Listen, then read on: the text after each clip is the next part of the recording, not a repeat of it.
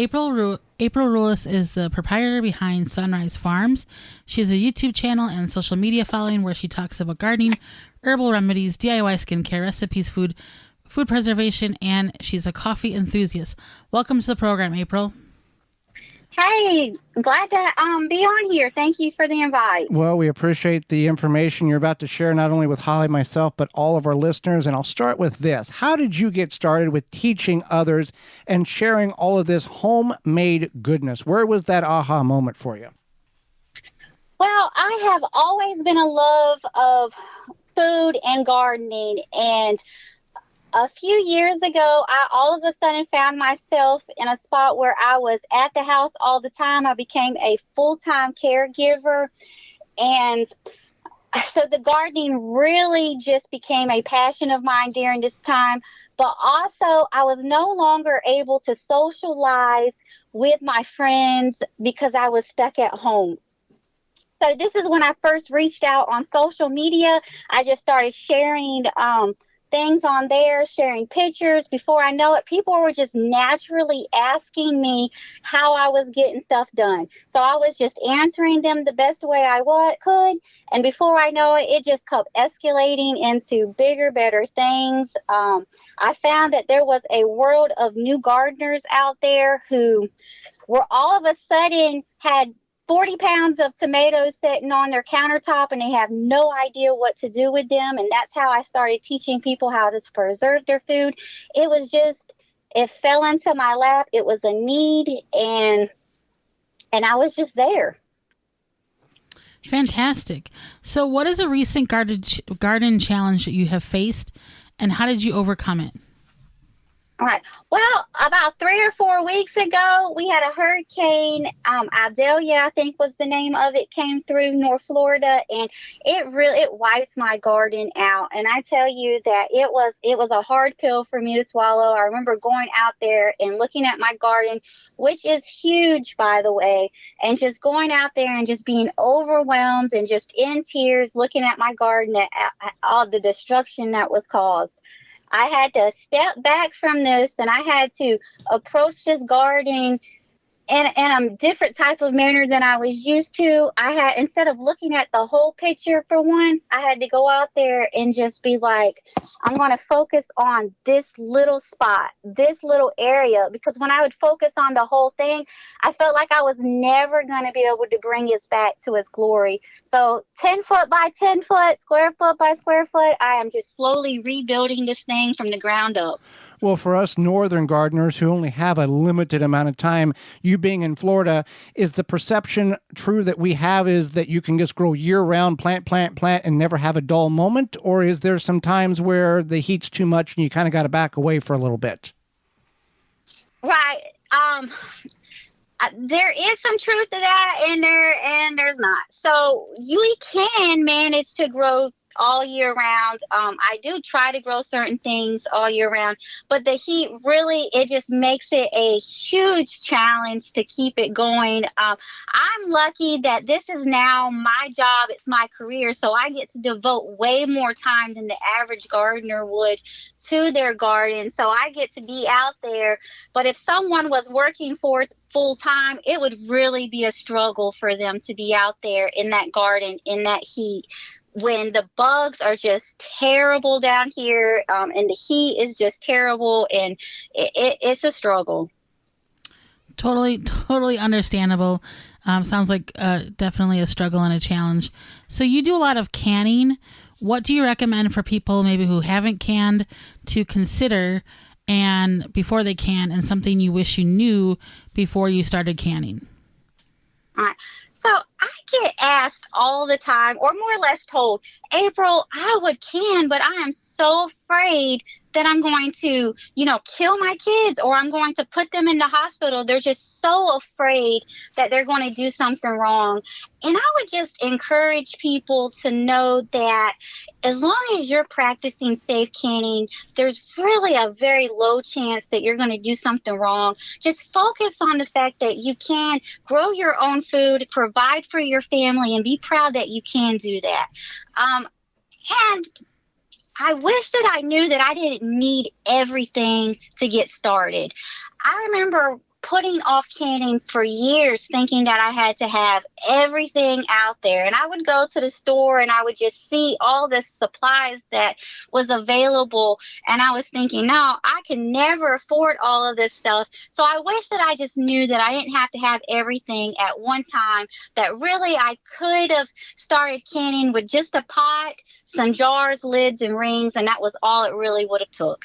Well, these people who are concerned in which they may poison their family or make them sick, you have just as much of a chance by going out to eat somewhere or just buying groceries that may be contaminated. Your risk is about the same all the way across the board. That's right. That is right. I've read a few studies. Matter of fact, the study on the USDA website, only like 8 people a year are actually exposed to any type of bacteria through home canned foods that actually makes them severely ill. So you're correct. You probably have a higher chance of catching something eating out. So, yeah, who knows where some of that's come from. You made flour from sunflower stalks. Now, this is something new to us. Can you tell us more about how you ended up using it? How did you come up to know that this was something you could use? All right. Well, I absolutely love sunflowers, and I just didn't want any part of these sunflowers to go to waste. And when I got to the stalk part, I'm like, man, what can I do with this? And at first I was trying to use them as steaks. I found that those really didn't last long and they would dry rot. And I was talking to a friend who was gluten-free, and she told me, she's like, you can make gluten-free flour out of almost anything. And I'm like, anything, huh?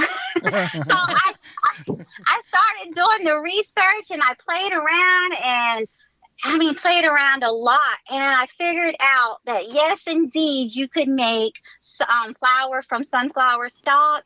And while it is not an all-purpose flour, it is still a great option, especially for anyone who is gluten-free and wants to provide for themselves, grow their own flour at home.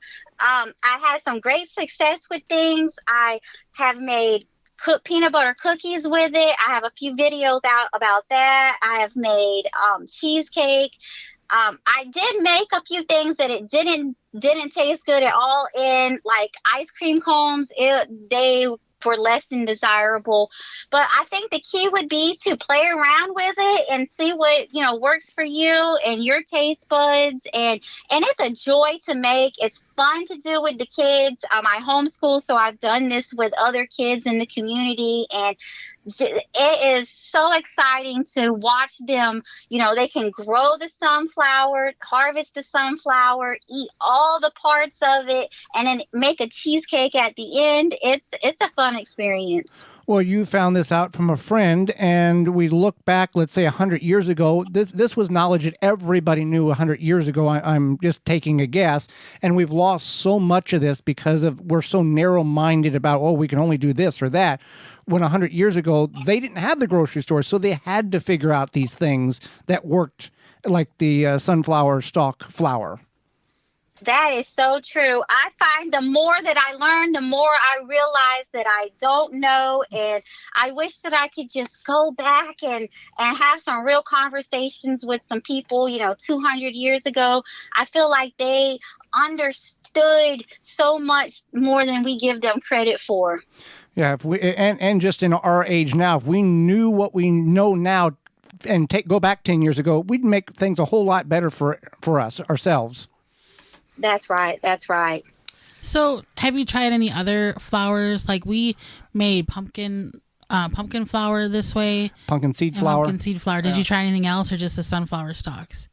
I recently tried zucchini flour, and I liked the way that turned out. I tried that out this past July, and it was actually pretty good, and it's probably going to stay on my routine a little bit more than sunflowers. I kind of do the sunflower as is, first of all, it's nice to just know how to do it, right? Because you just never know when it is that you're going to have to resort to something like that. You never know, and it's fun to have the knowledge and to pass down the knowledge.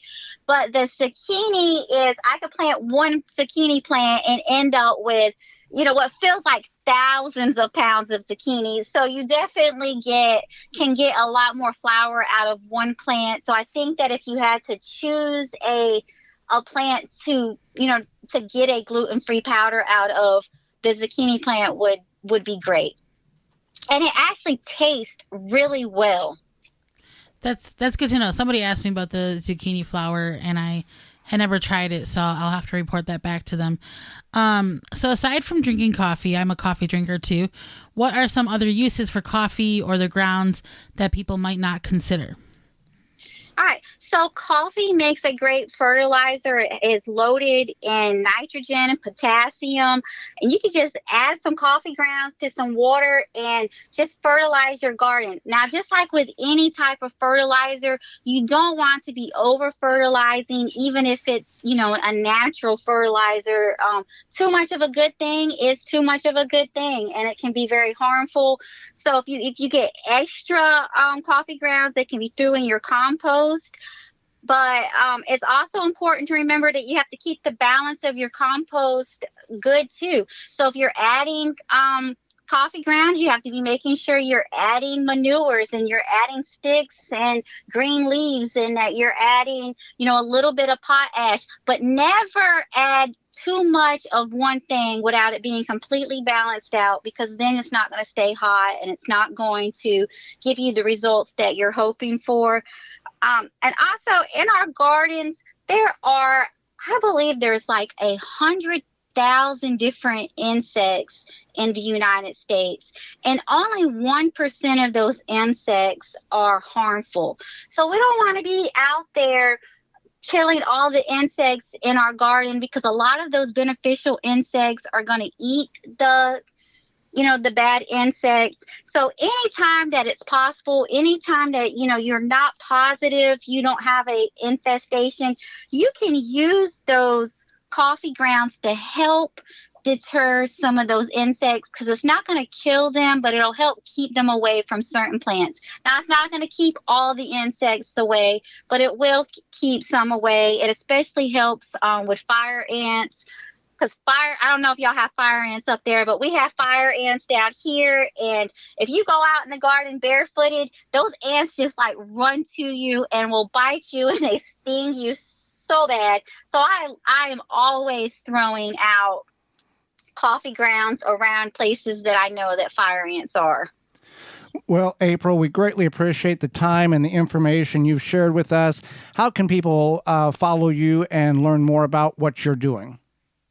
Right. Well, I am on several social medias. I'm on TikTok, Instagram, Facebook, and YouTube. And you can find me all underneath the same name, which is April Sunrise Farm. And I hope to see everyone there. Let me know where you came from.